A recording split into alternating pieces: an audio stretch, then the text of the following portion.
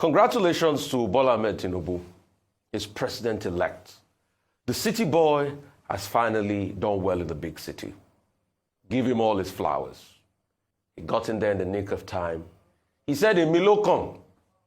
Ó dẹ̀ kàn lóòótọ́. He's president-elect today. Give him all the flowers, give him all the accolades. Congrats to him. But how did he win? He won an election that was very divided. That INEC broke its own laws, pure and simple.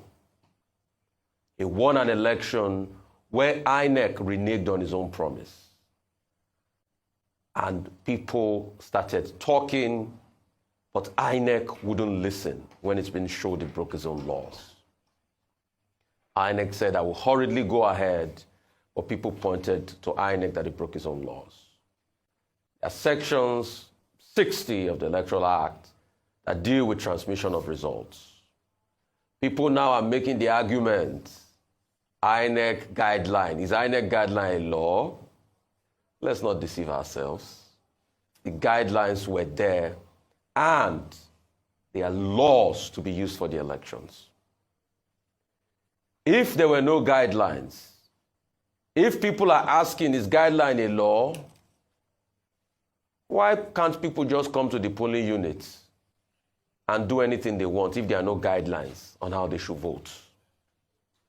Because the argument now is very funny. And the law is the law and the guidelines. And Section 160 of the Nigerian Constitution, with a proviso, says that INEC can make his own laws without needing approval from the president. It is there. So INEC went ahead to break its own guidelines by not transmitting results. It's as simple as that. And that is the context here. I keep hearing people talking about 25%. That's a red herring.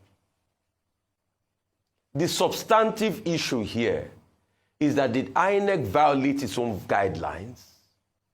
When people argue all sorts, I ask them, please, for those that went to vote, if the guidelines do not matter, you just try thumbprinting your hands in such a way that you thumbprint one in one party and you use another hand to thumbprint another one in one party. The votes are invalid, isn't it? Yes. So that's the way it's a nullity. As long as you do not transfer, it's a nullity. Also, the capacity to be able to challenge another array count is there in Section 71 of the Electoral Act. These things are expressly stated there. As long as you do not follow it, it is a nullity. But the court will be the one to decide that. But these are the laws of the land. I mean, Dr. Abbott, you were chief marker, examiner, lecturer par excellence for so many years. If I was in your literature class and you gave me an examination, Dr. Abbott, and you say answer 2 out of 4, and I answer 4, what would you do? Are you not going to cancel the 2 I answered and mark the only 2 that you stipulated I should answer? These arguments are crystal clear. But you know, when you call 13 lawyers in a room, you have 13 different opinions. But it is the Supreme Court, and it's incumbent on the Supreme Court to reinforce the trust of the people. For the 25%, oh, this reminds me of 1979. Fatai Williams, of blessed memory, clumsily worded, but semantically unambiguous. Those were the exact words used there. The law was clumsily worded, but semantically unambiguous. We all know the definition of "and." The 1979 Constitution that cascades down to the 1999 Constitution. In the 1979 Constitution is stated expressly 1/4 over 2/4 over 2/3 in the 19 states of the Federation as it was then. There was no "and" FCT. Lagos was FCT. Wasn't the Federal Capital Territory. Wasn't the capital of the country. But if the Constitution in this regard says, and FCT,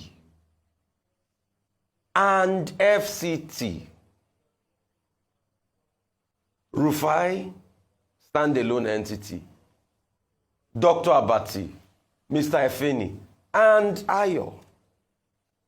I don't know too much, but these are the arguments out there. You can even take it as I no go school.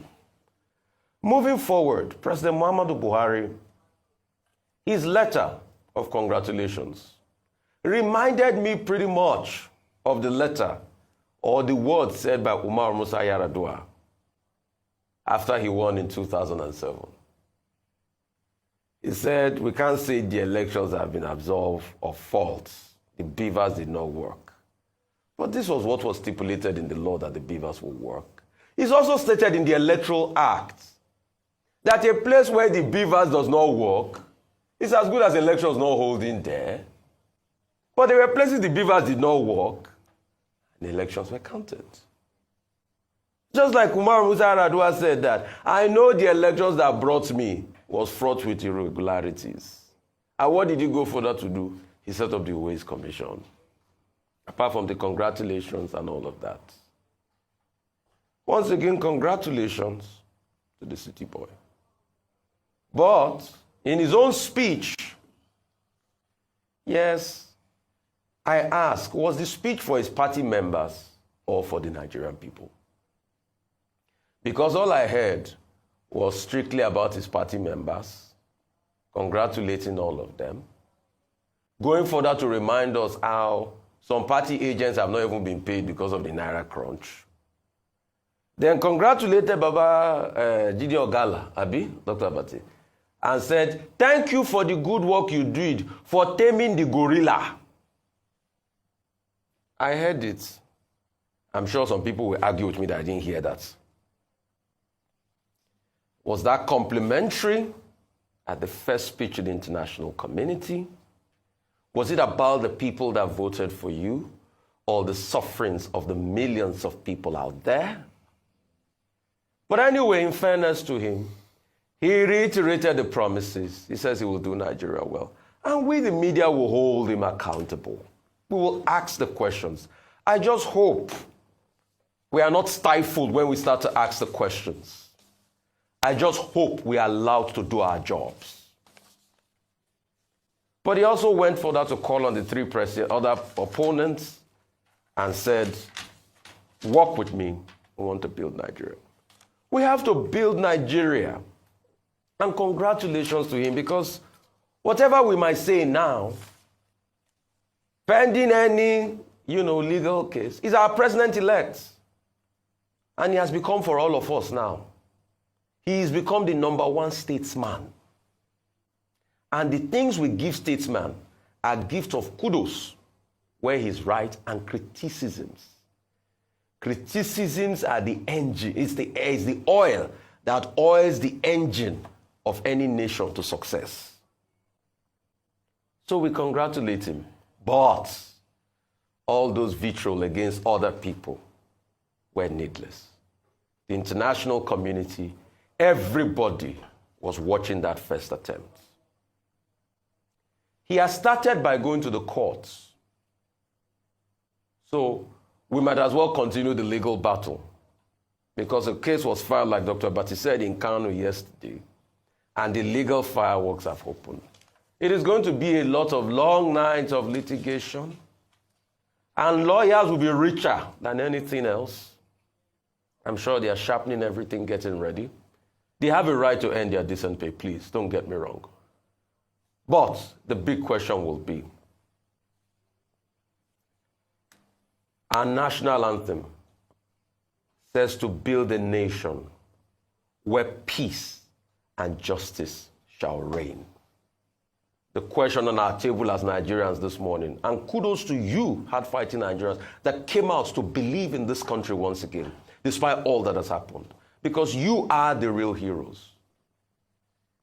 Whatever mandate is the mandate of you, the Nigerian people. But I leave you with this. Have we built a country where justice shall reign to be able to beget peace? if we have not built that country, I'd like to quote the words of Che Guevara. Hasta victoria mi sempre. Until we build that country where peace and justice shall reign. Hasta victoria mi sempre.